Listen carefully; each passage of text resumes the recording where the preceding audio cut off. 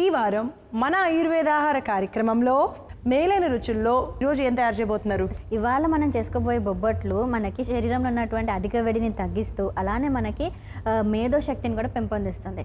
And ముఖ్యంగా చిన్నపిల్లలకి చాలా టేస్టీగా ఉంటుంది అండ్ వాళ్ళకి చాలా హితకరంగా ఉంటుంది. అవే తామర గింజల బొబ్బట్లు.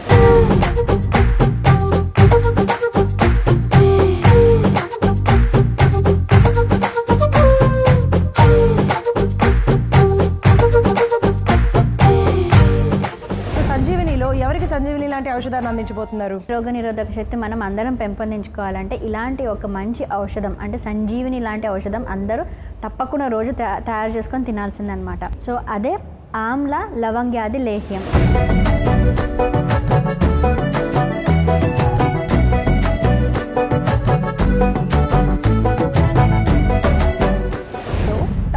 చూడండి ఆయుర్వేద ఆహారం.